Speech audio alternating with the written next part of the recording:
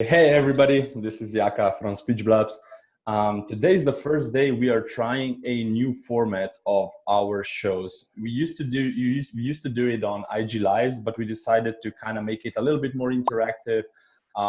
We can be a little bit more prepared with the questions and everything, so we are trying to record those as podcasts. We will see how it goes. And today I have a pleasure to have my first guest, which is actually my coworker. He's also a co-founder, father of Speech Blubs, one of the fathers. His name is Dal. And yeah, he's going to be my guest today. So we're going to have a chance to ask him all about Speech Blubs, how it started, how it evolved, what he liked about it, what he didn't like, what he would do different, etc. We'll just go with the flow and see how it all happens. So, hey, Dal. Hi, nice to meet you all. I'm good. It's a little hot here in Slovenia, but other than that, fully in the works. So Okay, let's so get this done. yeah, we are in the middle of the summer, right? So kind of makes sense. It's hot. Are you going on any vacation soon? Not very soon, but towards the fall, I will probably go for a couple of days. Okay, a But lot of someone work to has be to, done in the summer, right? yeah, someone has to stay here and hold down the fort for the summer. Yeah, I agree. Okay, so tell us a little bit about yourself. I don't know, whatever you think it's important in terms of Speech Blubs.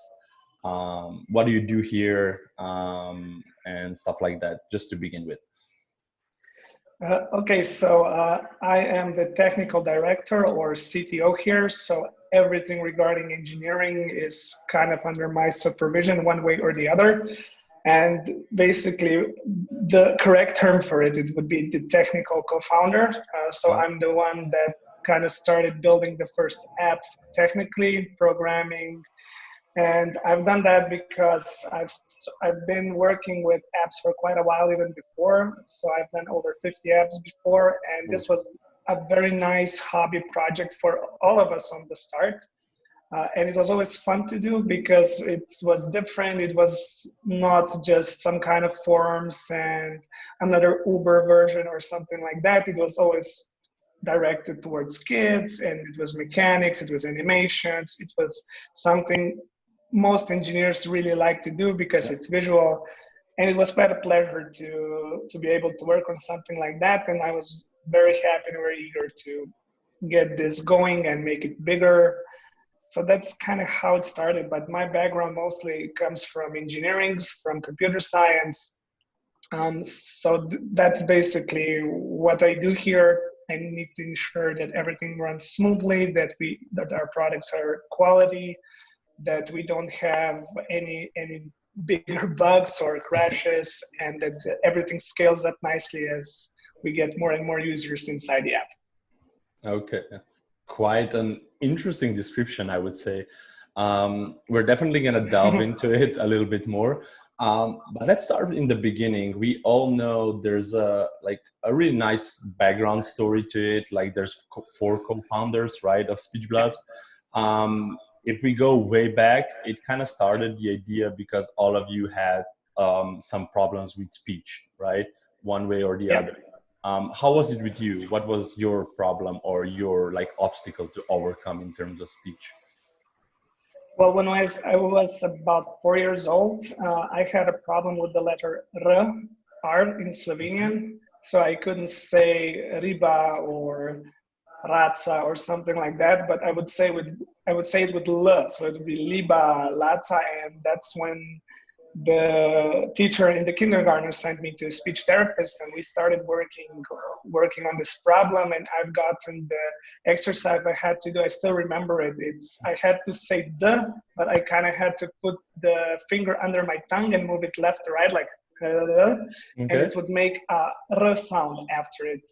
But most languages don't actually need it, so I just had to get that fixed until I went to primary school. Okay. So basically this was kind of inspiration for the app, right? If I assume correctly, given the fact that speech therapies are kind of a big deal, they take time before you're accepted into it. They are a long-term process. For most of the people in the United States, for example, they're quite expensive, right? So the main idea was to create an app that like everyone can afford, that is fun, educational, interactive, and helps children. Yeah, that's factually correct. It started kind of like, I think one of other, I think one of my other co-founders had a kid go to a speech therapist as well, include aside to him, and he noticed that the exercises there were still pretty much the same or similar to those that were there 10 or 15 years ago. And it's kind of interesting that all other fields kind of moved forward and went all digital, but speech therapy was a little bit left out because it's still a niche basically, but it's very needed, and it's the time for it to bloom, I would say. Yeah. Because many more apps are coming out that are attacking this, and basically it's just digitizing. It started like as digitizing the therapist practices and make it easier to work at home, make it more affordable, because there are still, I think, a little bit too few speech therapists than to how many problems are out there with the children, for example. Okay. You mentioned it kind of started as a hobby, right? Probably wasn't like a real idea and you set it up and went for it, but it kind of started as something that you were passionate about. When was do you have any like key moment when you realized that this could actually be a thing? I think we kind of always had a feeling that it could be a thing. So it was more a question of time and persistence rather than if it would be a thing or if it wouldn't be a thing. Okay. I'm not sure that answers your question, but it's at least from my end, it was always like, okay, this is going to be great, this is going to be good, but it was just a question of time when we actually get there, that it's good enough for us to let other people see it. We've done a lot of testing early on, and just to figure out everything that comes with it so we can kind of stop with other jobs and focus fully on this. It was more, for me, it was more like a question of time rather than if it would be. So it's not like actually a key moment aside from like the funds we got. Those were like the most realistic confirmations I would say that we had. But other than that, it was just like, we're going to be doing this as a hobby like forever. At least for my part, it was always, I want to do something good for people. I want to make something better. So I would be doing it in either way. It's just that,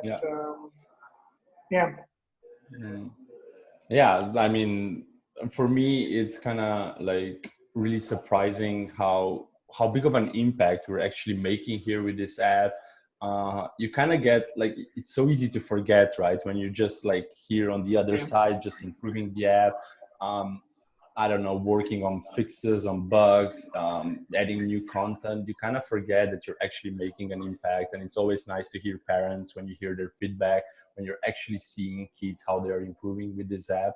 And you kind of realize you got the real deal here, right? So that's, I think, one of the best parts of this.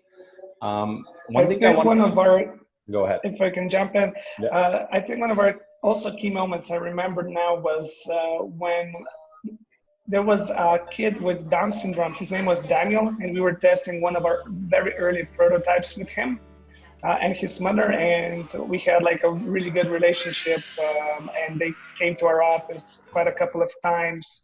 And then there was a video, and like Daniel really improved with our app, and that was one of our key moments, I think, for not only for me, but for other people in the company at the time as well, that we actually saw how good of an impact it is, and you actually see it on video, and it was just like really great. I still get like goosebumps from it. Awesome. For those of you who don't know, we do have a blog page, speechblubs.com/blog, and Daniel's story is on those blog pages. So you can definitely check it out, read all about it. I think the video is included there. So definitely worth a read and watch. You mentioned that this was kind of a big thing, right? When you saw how Daniel improved. What about like in terms of milestones of the app? I mean, you kind of walked a long path now, right? It's a couple of years since Speech Blubs has been out. Are there like certain milestones, maybe from your perspective, from your like point of view from work you do here, what were like the biggest milestones in the app, or the biggest changes or things you did that improved the app the most during its like lifetime? That's a really good question. I would say that the biggest part of our app was always like the mechanics inside it. So like the repeat exercise that we do that kids are following and the facts that we're changing. I think when we went like all out to improve and optimize the things inside. So one of the first things we did was something we call internally guess what mechanic, which the kid has to guess from one or two things that are on the picture. And that was one of the first things that really made impact with the engagement. And that was really on start, it was in September 2017. One of our first updates, and that one really made a big difference. And then the second one was probably the screener update. If you can have like a little bit of questionnaire inside the app, and it will tell you what's okay, what can be improved with your child. So that was one of the biggest updates, and we've spent a lot of time and a lot of research on how to do it. We've spoken to many therapists, and they helped us out on what would be the correct milestones for the child. So that was the second, I would say. And the third one was the rework of the starting prototyping mechanically, since we had since the start, and then we replaced it, I think it was a year and a half later or something like that. And it was a big update for us. We had a lot of research done a lot of tests with a lot of kids, with a lot of parents to see how it would work. And other, I think, yeah, those were like the three biggest I remember from now. Okay. So yeah. I always like to, when I talk to parents, one thing that kind of made it a bit of a lot of a difference, I feel, from the parent side of you, was introducing speech recognition. For example, we like the app started with voice recognition, then we added speech recognition, like recognizing the exact words. Is that something that you feel like is also a big improvement in terms of like functionality of the app? Yeah, definitely. I meant that as a part of the rework of the repeat exercise, actually. Okay, yeah. The whole package, yeah, because the first versions didn't have it. It only had like the voice, so it would pick up the noise and everything. Yeah. But yeah, the speech really makes a difference, since you're actually going for the words that are pronounced correctly instead of just making sounds. Yeah. Exactly. And for those of you who don't know, like Dal mentioned the screener, it's basically a questionnaire. It's quite a vast one. It has a lot of questions. Like it's actually a really thorough analysis of your child's cognitive, sensory, and other skills. So the app gets an idea of where your child stands in terms of milestone, with what areas he's struggling. So at the end, you get a detailed report on like areas to improve, right? I'm kind of emphasizing on that because a lot of parents see it as a really strong point of Speech Blubs. They really like the app because of that, because it gives them guidelines. It tells them on what to work. And then they can basically do that with Speech Blubs, right? Focus on the areas that need improvement. So I think that is really, really one of the best features of the app, I would say, especially in terms of the user, of the parents, how they see it. Anyhow, I wanted to ask you one more thing here. Like, there are a lot of like fun stuff in Speech Blubs. There are funny videos, fact videos. There's also a ton of face filters, for example, right? Yeah. People just see the magic happening, but like, how does this work in the background? Is this something that was hard to implement? Is it something that you think provides a big additional value to Speech Blubs? Like, what's your point of view on this, like kind of a play area of Speech Blubs, or like play part of Speech Blubs? Yeah, definitely that was one of the most challenging things to implement. It works with computer vision, it works with machine learning.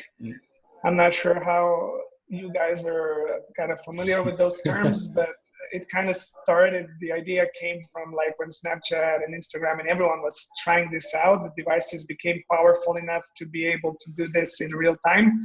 So the idea was to still keep the face-to-face interaction, it would kind of work as a mirror on the start, which was later changed into something more fun. But It's good that the child can see themselves and kind of play with head props and have a little bit of a playground to kind of keep them engaged. And I mean, the idea is to expand that. We're even into exercises with tongue, which we kind of ran into difficulties trying to implement that because it's either dark or really dark red, so it's hard to know in which way it goes, but there's still some things that we're exploring there and see what can we do with this kind of computer vision technology that would bring even more useful stuff in addition to what you can do with it just by switching the heads and make it a little bit fun and funny and so on. Yeah, and I mean, I totally agree. And I feel like it's a really great part of the app itself. It kind of adds to this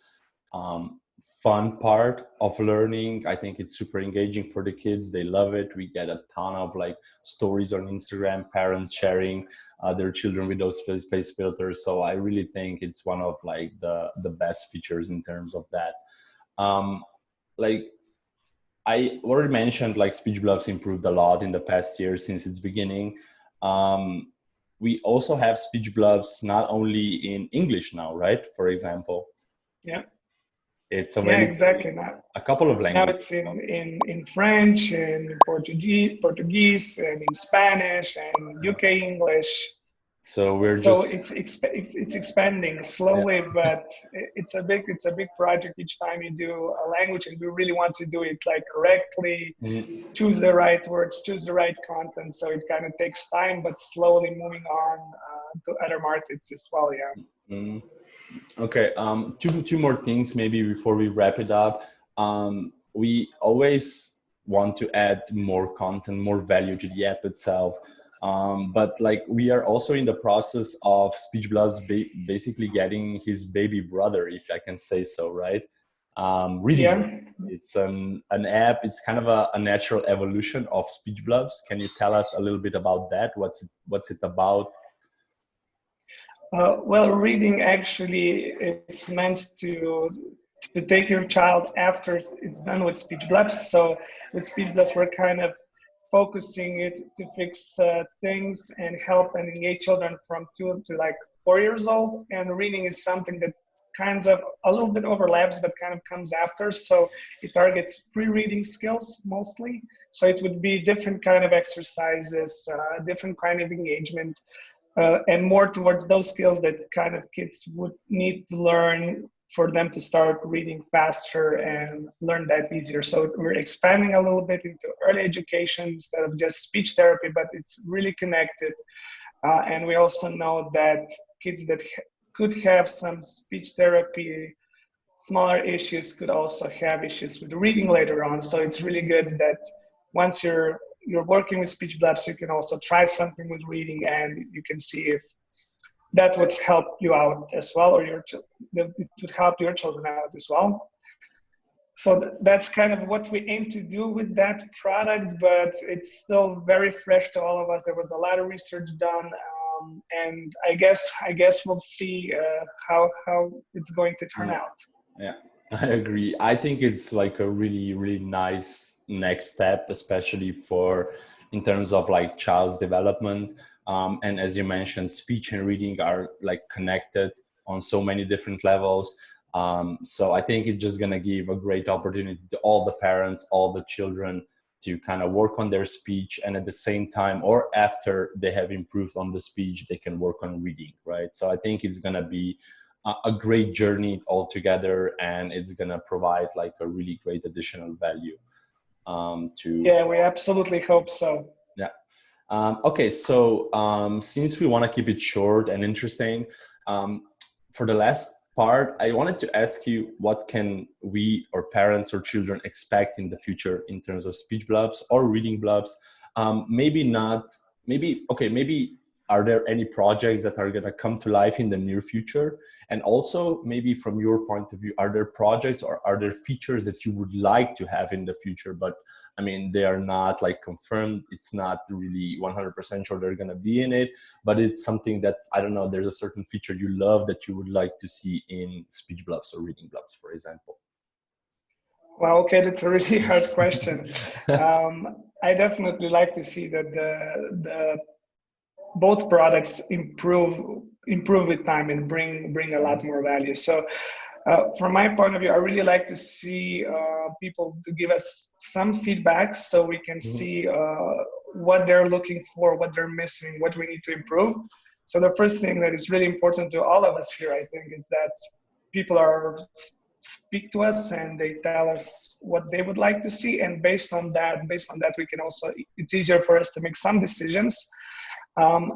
But yeah, other than that, what I personally would like to see is some more information that our app has about your child, and that we would give back to the parent on how they're improving, for example, which is really, really hard to do.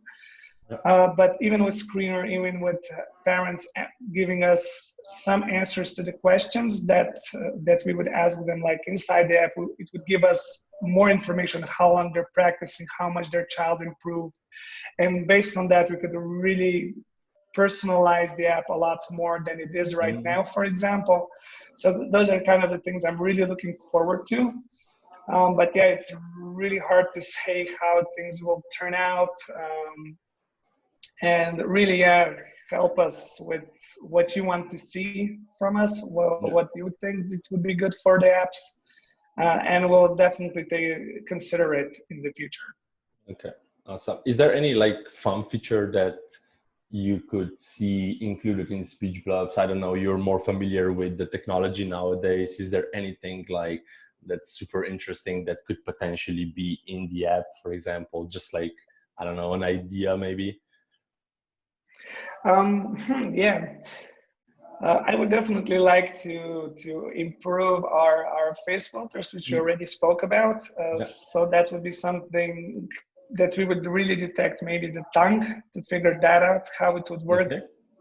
Not just work, but actually work good. That we could develop some kind of exercises that are kind of either oral motor or something like that. That would be really challenging and really interesting. And I also think it would bring a lot of value, but it's really technologically still very hard to do at this point. So we'll see if any other devices will bring us maybe a capability that would make that easier for us. Awesome. Yeah. Keeping the fingers crossed for that, right? I mean, Yeah. new things are always fun and exciting. Okay, Dal, thank you so much for this. It's been such a pleasure. I think we kept it quite short and interesting. Um, and yeah, guys, if anybody has any questions, any suggestions, as Dal mentioned, we are always looking for parents' feedback. Give us a shout out. You can reach us on Instagram at SpeechBlubs. You can reach us on Facebook, facebook.com/SpeechBlubs. Reach us over the email. Anywhere you want. We are always eager to answer, and we are always looking forward to your feedback. And that's going to be it for the first episode. Thank you, Dal, for being here, and I'll talk to you in the office. Thank you. Thank you for having me. Yeah. Have a good one. Bye. Bye-bye.